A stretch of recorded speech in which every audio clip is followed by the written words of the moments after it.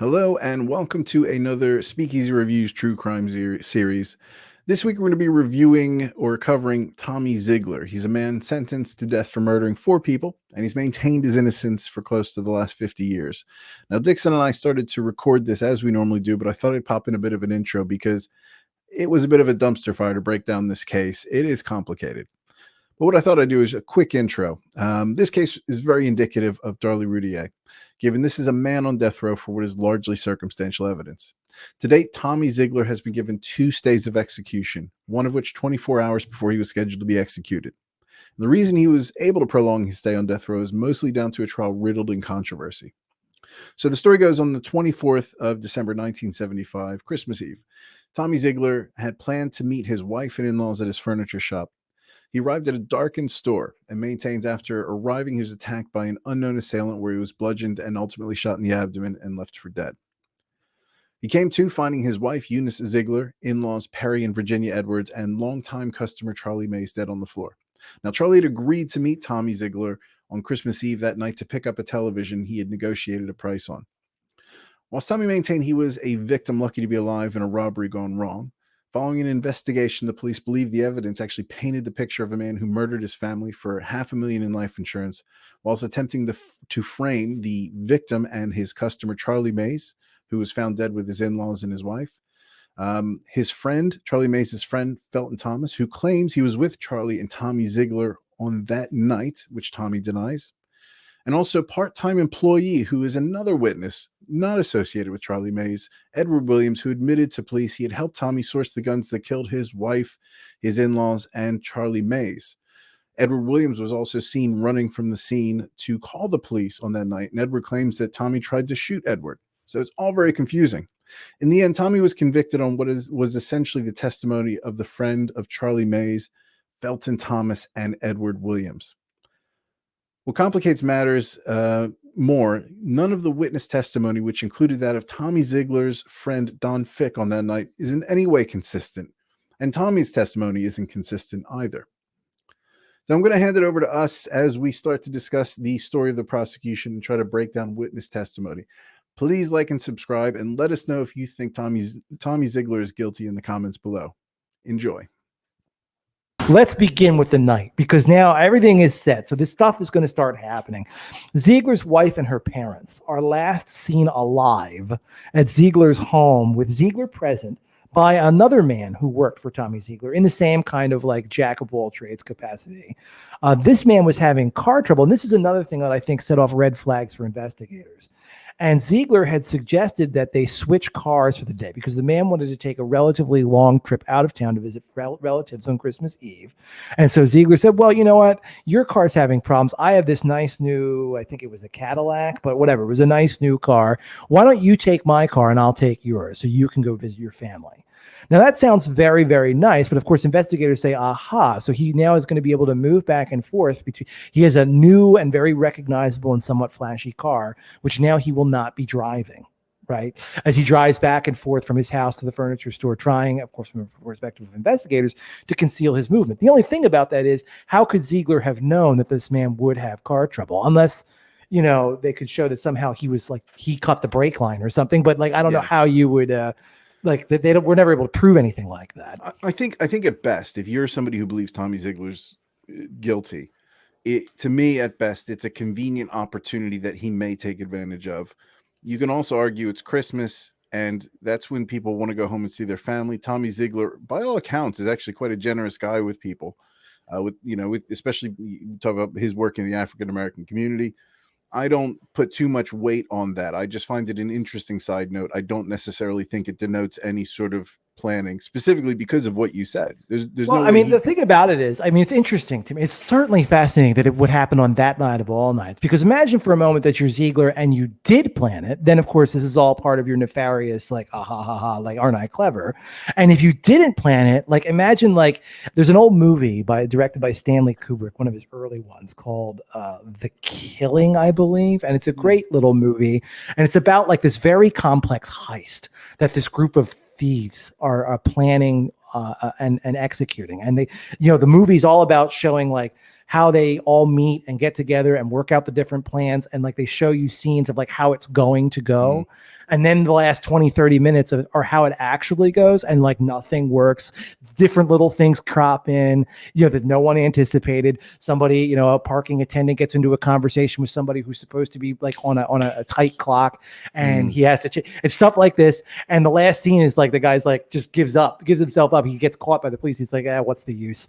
Because it's just like every item, like nothing goes quite right. And I just got to imagine if you're Tommy Ziegler that night and you think, okay, even if I didn't plan this little car, swap-a-rooney charade, what I did do is I planned everything out pretty carefully, and now I got to swap my car for a car, and I think it does argue for Ziegler's innocence slightly, because now I'm taking an unreliable vehicle, or a vehicle that I have been told is unreliable, and giving away my reliable one when I am planning on doing all this complex maneuvering the day that I'm trying to murder 4 people, and and get away with this. Did he use that car though, or did he use his pickup? And no, he uses his pickup. I mean, which is another like. He doesn't use the car. I think the only thing you can argue is if, let's say, there was some intent. I think it's just one of those things that happened on the day that he was multitasking and dealing with. Yeah, but I think that could be it. And I mean, if you want to take it like really next level shit, he was, kind of like you were saying, he was under the hood of the car, and he like snapped something, or he took off the distributor, so that he'd be like, "Oh, your car's didn't expect that. Your car's not working. I'll give you a car." Yeah, right. That would be maybe that. I think that's a bit charitable. And I think at the end of the day, it doesn't necessarily impact the key evidence or the key circumstantial evidence. Yeah, and so anyway, I mean, so what's important about this is that this guy, and again, the independent verifiable witness that you talk about, says he's in the Ziegler home having cake with Mrs. Ziegler, and that is Eunice, and her parents, Virginia and Perry, and everyone's alive and well. And he says he left shortly before 7 p.m. Now, of course, people are somewhat fast and loose with times, but it sets like you'd think like it had to be like at least no earlier than 6:30. 6:45, something like that. Yeah. I mean, I would hope you would not round 6:25 to shortly before 7, right? Yeah. But like 6:32, you might, I suppose. But 6:45, I think, is more likely. So the evening begins at this point. We're around 6:45, and now whatever's going to happen begins to happen. Ziegler, at this point, accompanies his wife and her parents to the store, right? And again, I don't think that's an uncontested point on by both sides. Ziegler says he was there. Of course, he now will claim that he was assaulted there along with the rest of them. So wait, can I stop there for a second? Ziegler claims, and this is something I wasn't clear on. I thought they went ahead to the furniture store without him, and he stayed back. Oh, maybe you're right. Maybe Ziegler did, because again, the accounts are so. Because this brings in the bourbon story that you're probably going to come to next. Because I think they went ahead at circa 6:45, 7-ish. You're right. You're right. He was waiting for. So sorry. That's according to Ziegler, though. According to the prosecution, they all go now. And once they're inside the store, Tommy begins his assault. And one of the things about this assault is that, and again, for parsing it for evidence sake, if we had a diagram of this, did you bring a diagram of this? Yeah, actually, I have it here on the ready. This is a diagram of the actual crime scene. We have the car, the Ziegler's car. I don't know if it's Ziegler's car or Perry's car. We have Edward Williams' truck. We have this is the fence that we've talked about with Charlie May's van, and then we have where the victims were found. Right. Now, I'm going to use this for a second because this shows what the police found when they arrived. At this point, Ed Williams' truck is not there, according to the prosecution. Neither is Charlie May's. What we start with is they believe that Eunice Ziegler was the first one killed. They believe this because, unlike the others who seem to have been in some state of fleeing and or defending themselves, that is Mrs. Edwards and Mr. Edwards, Eunice seems to have been surprised. She was found, and I think that the police have overread the evidence here, but she was found in a position that they felt indicated a complete lack of I've got my back turned and then a bullet enters my brain and I'm dead, and that's it. I saw the picture of this, and I didn't want to share this picture because you actually can find quite easily if you want to search at the crime scene photos, and actually you can see a picture of Eunice lying on the ground. Yes. They believe she was. So I read this just recently. So if you don't mind, I'm going to jump into that. No, by all means, yeah. So Eunice was found with a gunshot in the back of her head and her hand in her pocket, which led police to believe that somebody familiar was there, because to have her hand in her pocket at a point when she's being murdered is unusual. They then found Virginia in she had been hiding, they believe, hiding behind like a desk or something. And the reason they believe she was hiding or trying to run, one of the bullets went through her hand that hit her. So they believe she was shot hiding or trying to get away. So Eunice would have been first, Virginia possibly next, and then Perry Edwards next. And this isn't actually a very good depiction because I think Perry Edwards and Charlie Mays were just a couple feet from each other where they were, so not quite to scale. Right. But then, they were killed at separate times in the prosecution's theory. I think Charlie Mays, they believed his blood had dried secondarily, so it was on top of Perry Edwards. But the actual police collection of evidence wasn't as robust as it probably should have been. No. Which, whenever we talk about these cases, every goddamn time, the police are, not necessarily going through things with a fine-tooth comb. Right. So yes, if you believe the prosecution's theory is at this point, he basically pulls a gun, shoots his wife in a manner where she is caught totally off guard. Then probably goes after Virginia Edwards next.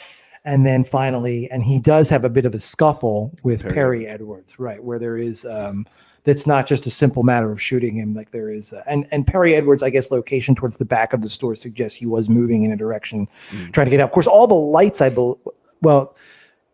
I have to remember, like, where the lights out, because like there's a power cutting piece that is part of this, but that comes later.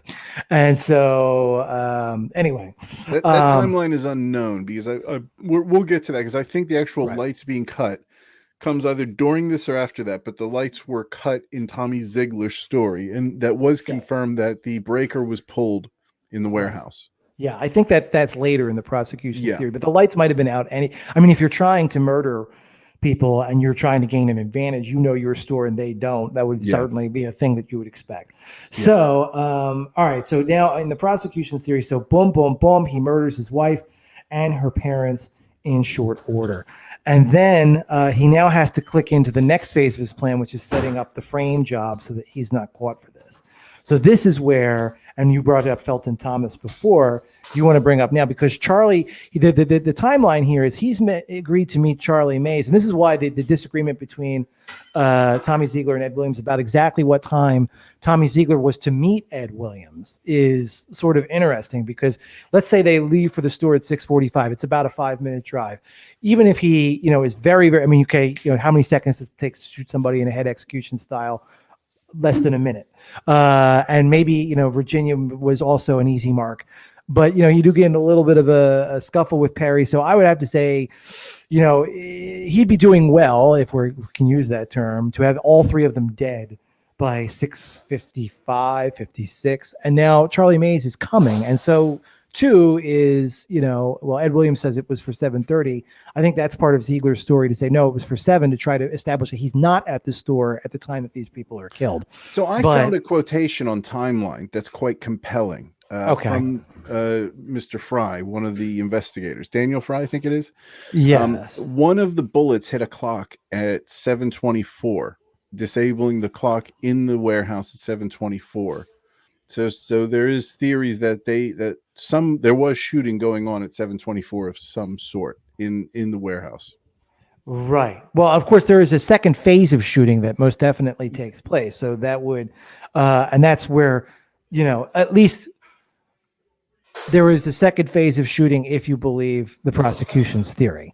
I guess in Ziegler's theory, no, but even there, because his theory is that, because you're right, because he came in his version, he comes afterwards. So like that they get there first, and that is his parents and his wife, and they're ambushed and shot. And he arrives later and is ambushed and shot. So either way, you know what I mean? So that there's 2 phases of the shooting. In the prosecution's theory, Charlie Mays arrives with Felton Thomas.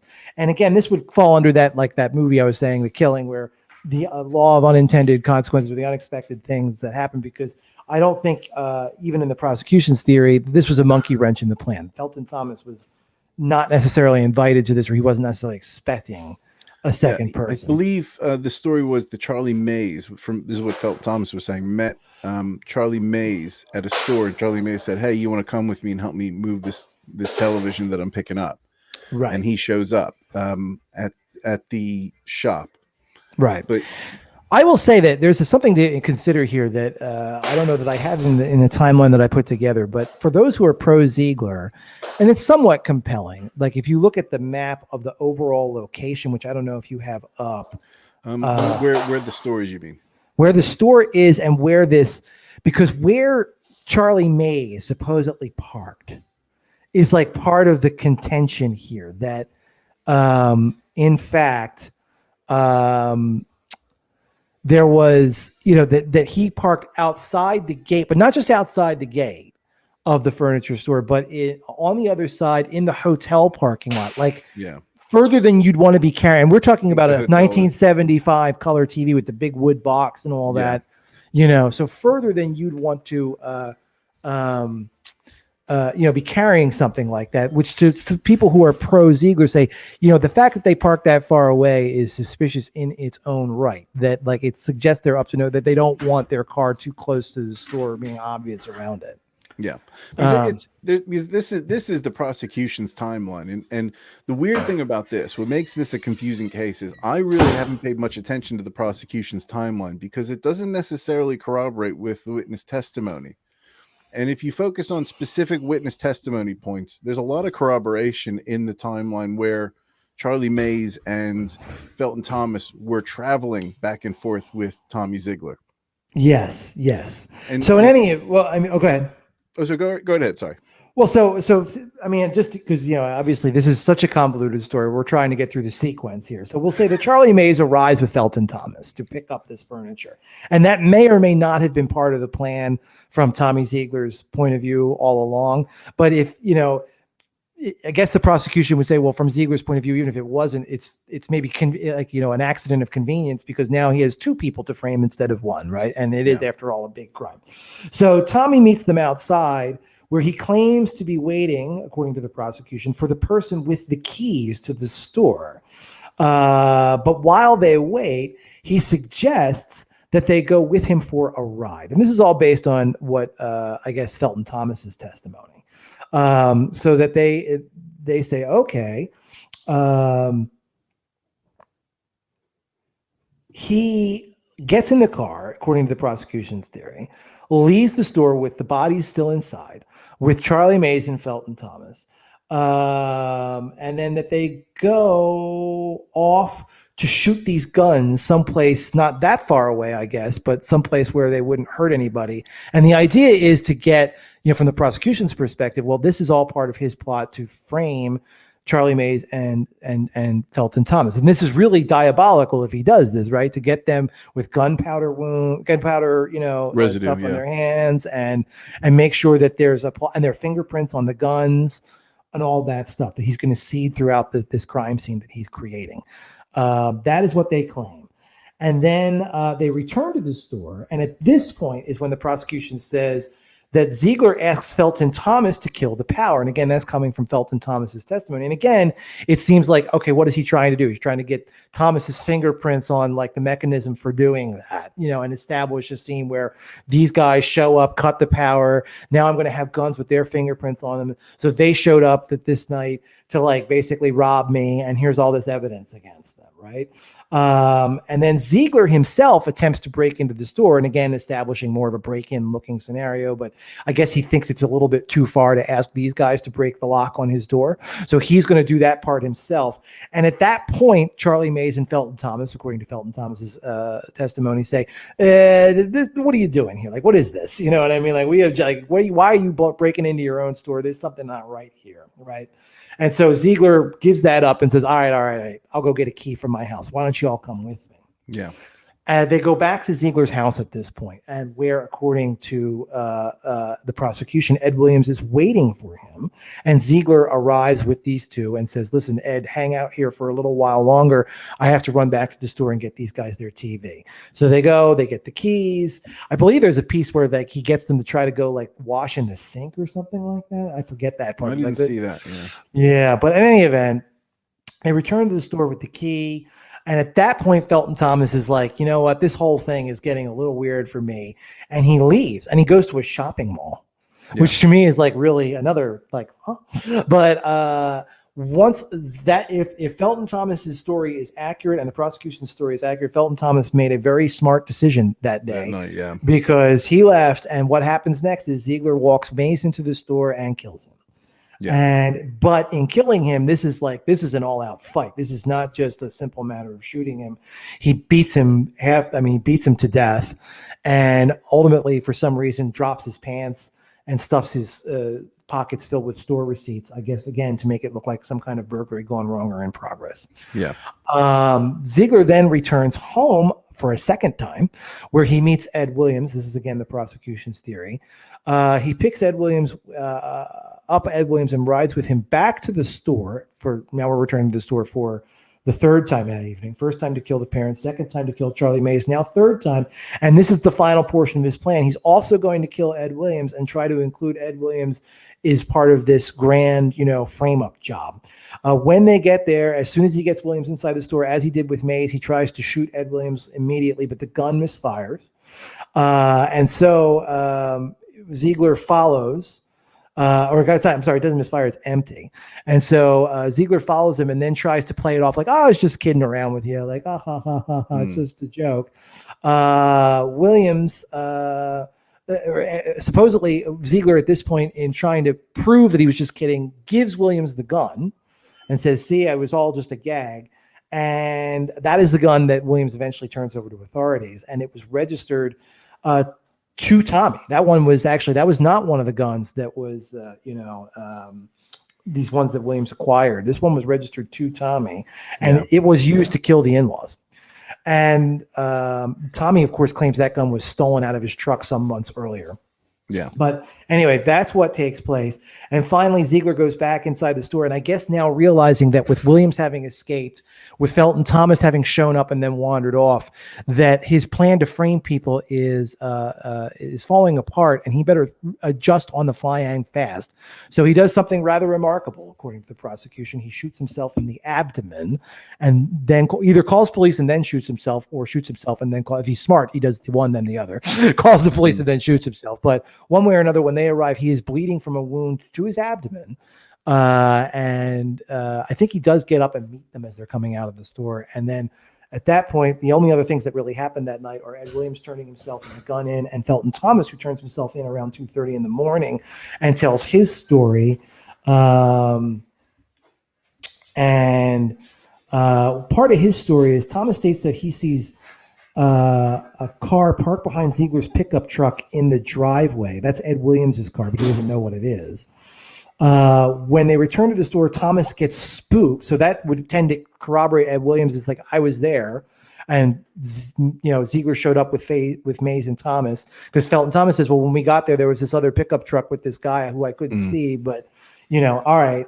And, but he, basically, when they get back to the store, as I've said, Thomas says, I've had enough of this. I'm bouncing. He goes to a shopping mall where he ran into Samuel Harrison and two of his kids and two of their friends. And that was between 7 and 8:30. Nobody can say exactly when, like that time. That's a very wide time frame. But Thomas meets them and tells them basically, can I have a ride back to Oakland? And there's something real weird going down at that furniture store tonight. So there's one last piece of evidence that in explaining the timeline that we did not go over, which is so convoluted that nobody, neither the prosecution nor the defense, wound up presenting it. And it has to do with the party that Don and Rita Fick. Don Fick is the police chief. And it is the party that Tommy Ziegler ultimately calls to report the incident. And Don and Rita is his wife. And they were going to this party that neither Don nor Rita nor Tommy especially apparently wanted to go to, but they sort of agreed like, well, if you go, I'll go kind of thing, right? And what happened was, according to this party was supposed to start at 7 o'clock. And this is why the timeline is like nuts. Like, we're going to go to this party at 7, but I'm meeting Ed Williams at 7, but I'm also meeting Charlie Mays at 6. Like, what, and I'm taking my parents to the furniture store. Like, everything was going to happen at the same minute, according to the prosecution's theory, which is sort of bizarre. The only reason Don Fick was willing to go to the party, as I said, was because Tommy Ziegler would be there. He didn't particularly care for the person throwing the party, apparently. And so anyway, the Zieglers are supposed to meet the Ficks at their house at 7 o'clock, according to Don Fick. And they were all supposed to go to the party together. But of course, the Zieglers don't show. And apparently, them being late was not an unusual thing. So at first, that didn't bother him. But when it got to be around 8, this is when Don Fick says, all right, something's going on. So they get in their car. They drive past the Ziegler home 3 times at 8:05. And then, like, I guess a couple more times in sequence. I don't know if I have times, but at 8:05, they see the pickup truck that Ziegler's own pickup truck, the furniture store's pickup truck, in the driveway. So they see it, but they don't see his car. So they drive by, come back a few minutes later, and this time they see Ed Williams' truck. So they say, behind Tommy Ziegler's. And then they come back one more time, and Williams' truck is gone, but the Oldsmobile that Ziegler had gotten back from his worker, that is now in the closed garage, which I don't know how they could see an Oldsmobile in a closed garage, but supposedly they did. Yeah. Eventually, though, they decide to go to the party. And so all of that, though, establishes this kind of like Ziegler's there. He's not. Ed Williams is there. He's not. All around this like 8:05, 8:10 kind of, 8:15 sort of range. So, I mean, that's the other piece of it. Like, it's so hard to fit that in with some of the other, because if the whole thing starts in motion at 7 o'clock and they're only 5 minutes from the house to the store, why does everything take an hour, or should it take? I mean, like, it starts to be very difficult to make any timelines really line up. There's also stuff about people hearing things in a hotel room and what time that all is. I'm trying to remember, what time does Ziegler, I mean, of course, the last thing is that Ziegler calls the party. And what time does that happen? Well, that's what I was going to ask, because when he calls the police, kind of caps off, and he doesn't call 911. Now, this was another piece. He doesn't call 911. He calls. I don't know if there was 911 in 1975. And that's the other thing. I'm not sure. He calls, and it's a small town, Wintergarden. He's calling where he knows the people who would be responding are going to be. Yeah. And says, I've been shot, and people are there within minutes, because the place was literally 2 minutes away, the furniture shop. So they came in quite quick. But that's a key time, because that sort of puts a back end on Ziegler's timeline. The police show up, and then we have, we have confirmation on who's where. Right. And I mean, around the same time, my recollection is that one of the things about that determined this is that Ed Williams, he goes to that Kentucky Fried Chicken and escaping. His testimony is he runs across the street. Everybody agrees that he did show up at that KFC, but the KFC closed at 9 o'clock. So did he show up before it closed? Did he show up after it closed? Well, there seems to be some conflict on that. And there's another set of evidence about that, about what time was he there, and does it tend to corroborate what Ed Williams has said, or does it tend to corroborate what Tommy Ziegler has said? But if he's arriving around 9, then that's around the time that, I mean, he's arriving at that KFC almost exactly, give or take a few minutes, at the time Ziegler is calling that party and asking to speak to Don Fick. Because what you get, honestly, when you read all this and parse it, and one of the things about this is, to me, you almost get a sense of like, and maybe we're jumping ahead here, but that if you wanted to read that, like, this is a lot of moving parts. And it's hard to imagine one person carrying all of this off, or attempting to carry all of this off by themselves, and plan everything. So, like, let's say he has Ed Williams in on it, and then he intends to double cross Ed Williams by killing Ed Williams at the end. And Ed Williams realizes this, of course, because he finds himself at the wrong end of a gun. And then that gun, fortunately for Ed Williams, is empty when Tommy Ziegler attempts to fire it. Now he has an ability to escape. And now both of them know that they are in a dead race. Who can get to the police first? Yeah. You know what I mean? I took the timelines, all of the timelines, and I put them, wrote them all out, and I started to look at them side by side. Yeah. And to me, there's a sensible plot to have Tommy Ziegler, a sole actor in this, and using everybody as bit pieces without a hell of a lot of complexity. Because if you look at what we know from my end, so this is where I've kind of come to with it. We know at 6:45, around that time, Ziegler's wife and in-laws head to the furniture shop. Yeah. So we can say, we understand that. We know that Charlie Mays is planning to be at the furniture shop at 7:30. We know that he picks up Felton Thomas, who also shows up there at 7:30. Edward Williams claims to be at the property at 7:30. And one of the interesting points for me where I start seeing corroboration is he noted two men showing up with now, and Ed Williams and Charlie Mays and Felton Thomas are unrelated actors in this. So for me, whenever there's corroboration between these two parties, I find it interesting. So Ed Williams sees at 7:45, Tommy showed up accompanied by two men. So that corroborates that story that Tommy Williams at 7:45 came back to the house. Ed Williams was waiting. Tommy went into the house. This is part of what you sent me. While his passengers waited, and when he came back out, spoke to Williams, asking him to wait another 10 minutes or so. Williams agreed. Ziegler then left with the two men, so arguably with the keys, which was part of the break-in. Ziegler then sees Don Fick pull up because he sees a white couple. The white couple sees him. Now, the only area that I sort of gave up on Don Fick was where he said he came back multiple times, because you can't really corroborate that. But we have two different people, two different actors saying they see each other, Don Fick and Ed Williams. Right. And then we have Tommy Ziegler returning at around 8:20, parked. So, and this is again what you sent me. He parked his car in the garage, got out holding a bag. He moistened a towel or some other cloth and wiped around the car, put a towel in the sink, came back out, closed the garage door with a remote control clicker, and got into Williams' pickup truck. They left together. Right. And that's when they headed back to the furniture shop, where invariably whatever happened with Edward Williams happened.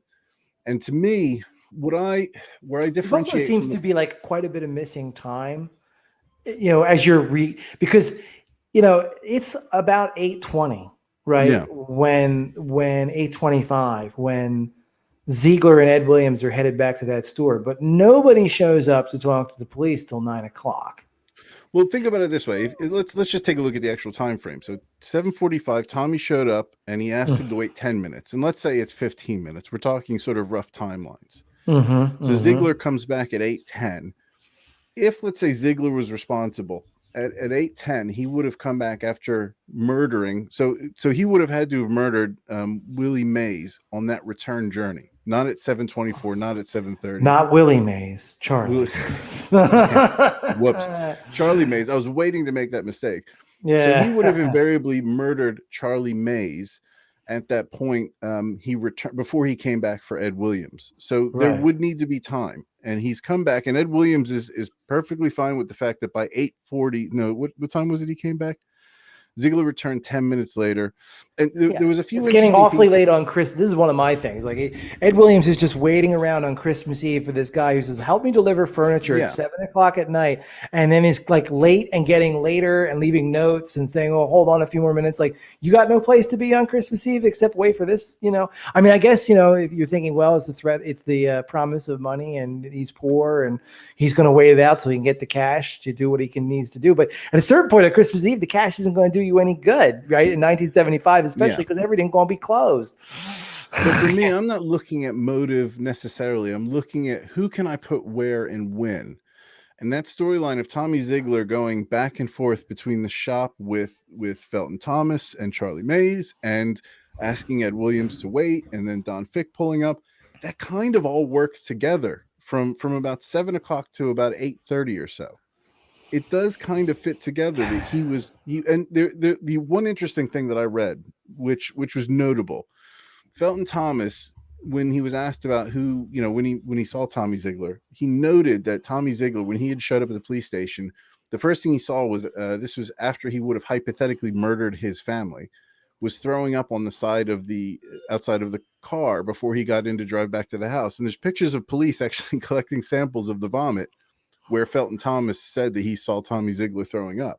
Now, if that is a true thing, why is Tommy Ziegler throwing up, and why is he not noting that I felt sick that night? Did he just kill his family? That's something, if you're going through a stressful sort of series of events, like killing your family and trying to get other people involved, is very possible that implicates. I don't Tommy remember Ziegler ever reading about this throw up story. When exactly is that supposed to have taken place? So I found this actually. Where is it? It's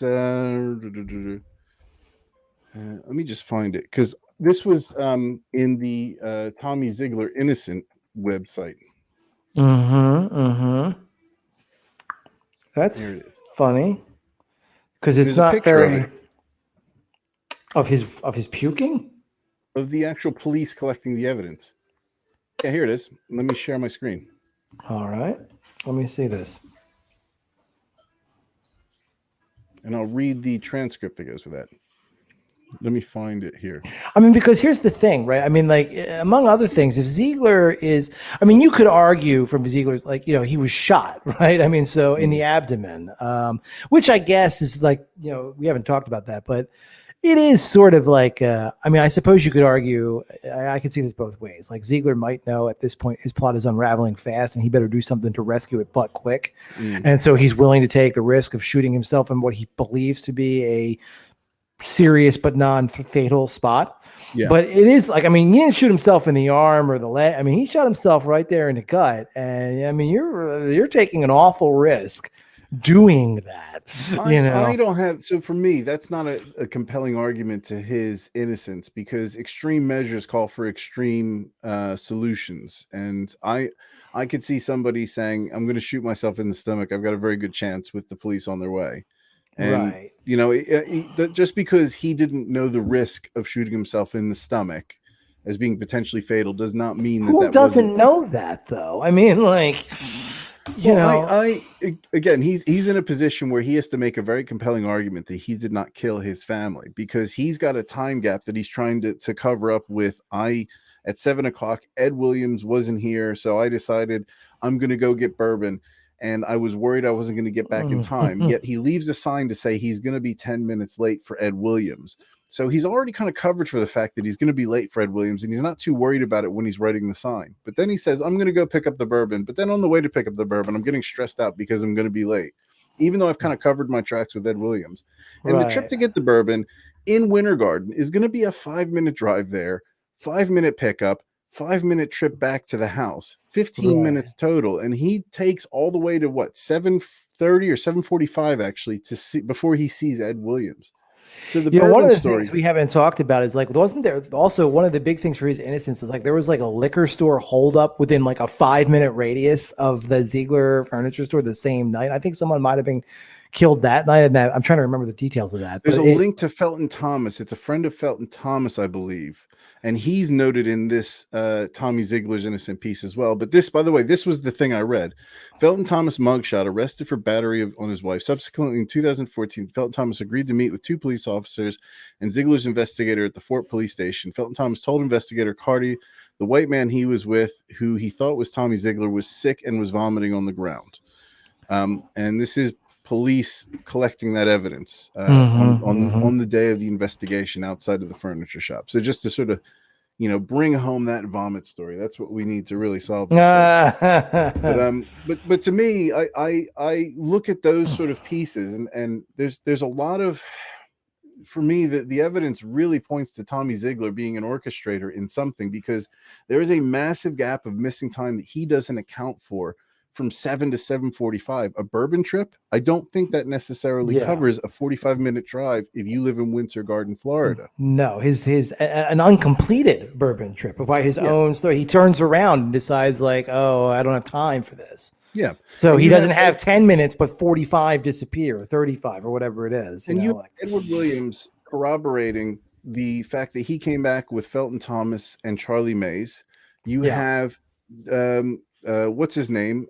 Fick, his mate, coming back corroborating that Edward Williams is waiting there. So his friend is actually confirming Edward Williams is waiting there after 7 o'clock. Right. But Tommy Ziegler, to be fair to Ziegler, I mean, even he claims that he was going to meet Edward Williams at his house. I mean, I guess he has to, because he knows that there are because people Edward Williams is there. His friend has confirmed it. Right. And then the other thing that bothers me about this is actually his story as to how he gets accosted, because when I'm really obsessed with sort of body language stuff. I again work in messaging, and I love how people say things. I train people how to communicate and what words to say and what words not to say. And when he's talking about his story timeline, and I'm not a body language expert and I don't know a lot about it, but when you listen to his rendition of the series of events that caused him to get shot, there's a lot of what the like, if you watch that body language panel, there's a lot of missing time in that short altercation, and he doesn't seem to remember a lot. Yeah, The that's idea that his story is very vague and very, what to me seem very strategic ways, Yeah. which we haven't. I guess at some point, well, the next time we record is we're going to have to go through his version of events so that you can compare the one to the other. So maybe we pick that up on really looking at the actual events that happened, and then we look at the evidence that led to those sort of the more specific evidence, because there is some evidence to review. As far as witness testimony, there's also some DNA evidence that has come to light in 2003. And we may need to wrap this up talking about at some point why the DNA evidence has been denied by Florida Supreme Courts for this case and many other death penalty cases. Well, I mean, I have to say in this case, and you and I were talking before we recorded, and we'll talk about it more next time, but I honestly don't find the DNA evidence. The problem with this case, I think, is that the DNA evidence is unlikely to provide, I mean, to me, it's unlikely to provide a whole lot of clarity necessarily. So I'm going to say, well, I'm not going to spoil this one. I think the DNA evidence is actually the 2003 DNA evidence so look this up, because I'm not going to say what it is to anybody who's made it this far. The 2003 DNA evidence, the defense is using as, hey, we got you on this one, to me actually implicates Tommy Ziegler into being the mastermind, and I'll go into that in a bit more detail, but I think we wanted to finish off on the final point, which was, well, I'll tell you before we get there, which we should, but you know what, before we get there, I actually have Ziegler's time. Maybe we should do that. Let's do so when we pick up next time, we can be in a spot to like compare the two. What do you think? I've got Ziegler's story right here. Yeah, so his version of events, and then we can talk about the trial and what happened there. Yeah. So we'll pick it up with Ziegler's timeline, and we'll iron that out. This is quite a meaty case, and I think we've just introduced it. So again, if you've been here this long, let us know what you think. If you're familiar with the Tommy Ziegler case, do you think he's guilty? Do you think he's innocent? Why do you think he's guilty or innocent? And I think we did want to wrap up with, I think, what is a major piece of this case, which I think will be a talking point probably for our last episode, which is how the hell he ended up on death row. Okay. So for anybody who, and I'll go into it, for anybody who isn't familiar, and correct me if I'm wrong, the jury convicted him, convicted him, but the jury convicted him, and I think with a sentence of life in prison. The judge overruled that and decided it was a death penalty case. By fiat, which is incredibly problematic in my view. It's problematic, and not least because not only did he do that, which is would be bad, I think, in a vacuum, but in this case, the judge knew Ziegler. Yeah. They had been on opposite sides of a lawsuit. One where, Ziegler's proponents loudly waved this flag that it showed that Ziegler was sort of on the side of, and I don't remember all the details of the lawsuit, but it had to do with land use and things like this. And Ziegler was nominally on the side of the poorer African Americans in the community, and some of the details of that lawsuit would have favored them. And they were witnesses both. I mean, I don't think either one of them were directly affected, but they were witnesses both for opposite sides. And then suddenly this guy finds himself as judge of Ziegler's murder case, and lo and behold, the jury does find Ziegler guilty, but sentences him to life in prison, and he overrules that, which I don't think is even legal now, but apparently was in 1975, and so in Florida. And so I think that, of course, does explain his presence on death row low these 47 years later, is that I think everybody kind of has a sense that for obvious reasons, the prosecution, especially with this many years past, gaining a second conviction with the convolutedness of this whole case would be extraordinarily difficult. So they want him where he is. But I think there's probably some cognizance in the general prosecutor's office that is about as dirty a death sentence as one, because otherwise, I think I said this to you, Tommy Ziegler is the poster child for the death penalty if one wants to be pro-death penalty. I mean, if you believe him to be guilty, this is a cold-blooded, for-profit murder of his wife and her parents, who really had, and this is I think the pro-Ziegler people make a valid point here. Why would he kill her parents? Killing them adds nothing to his take if this is a for-profit murder, and makes it a whole lot more complicated, adds 2 more things to go wrong, hangs 2 more murder charges over his head, and does nothing for him.